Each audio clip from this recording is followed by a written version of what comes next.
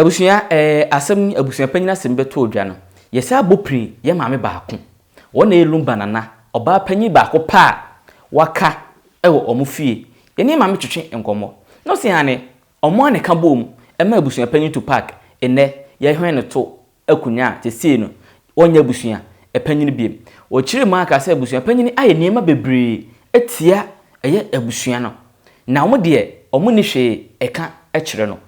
Oka abusua no ho asem sia obetima ba na mom ontimi ma se abusua panyini oka ya bewie ezu se omo ma abusua panyini former abusua panyini to park bosome baako pe se onfa lumba omra mekra lumba e wo bam if lumba aye de hye ti ba bi okosie lumba bia no onkotu lumba funu na onfa ne mra bam mu omma ne bosome baako na mom wa nye saade na bibi besi yebusan se maame di ne besi a o se yebesu agu abusua panyini eso yebesu agu abusua panyini former abusua panyini to park eso nti o ma ne bosome baako pe se ba bi a wosie lumba bia no onkohwe na wontu funu no na onfa mre omo e wo bam omo je omo funu omo enya nto a enya ntwia sesei no omo je omo funu ye je funu ti lumba ese ba besie lumba ana ba pe ne krabe e wo bam e wo park so bam to mama abusua panyini park lumba maame lumba nana baako pa waka e wo abusua nu wona ede saasemi atodwa se ye abusua panyini to park bosome baako se onfa mra onfa omo de hye no emra omo omra me kra omo de hye no e wo bam na asundue emra yenkuni nkoti asema ye maame no ede tu edwa me so funu ni mra no nya wo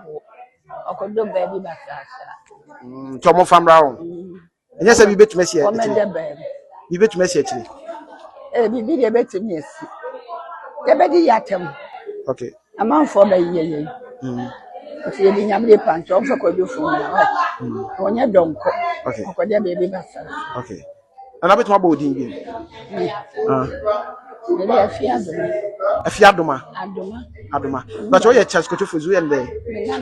Nana no. Nti yetie maame ensem a osese su dua se church kodo fosu a ye friend lumba no wanye donko sabi woye dehye a otimi edi paako so akunya nti wanye donko ena dena koto obi man so David omuhie omade enye saa wogo oma abusua ne kura fere eyenim guase ema eko na abusua se sabi obi otimi di hene pa na wakokokora no obi man so a abusua no unu manhia eni ngita ho bia oma ho kwan se ye saade no na wo do pe ayenim guase kese ema eko na abusua no ibi se Charles Kodefosu onye donko otimi di paako so akunya ema niye ti abusua panyini former abusua panyini to park ye mabosome baako pe se odo omode hye no ebebre omo na matimi akora no ewo eye paako so bam na ede asundue aba sese lumba nsam ya abusua no abeka omode enipa dodo aye interview so abeka de ha omo nina sese ye hwese aye abusua panyini former abusua panyini Kofiusu onso edina no sem aba betudwa enura kopie wo ye Parliament House na efrise baba jama omo lawyer baako a waka na enura na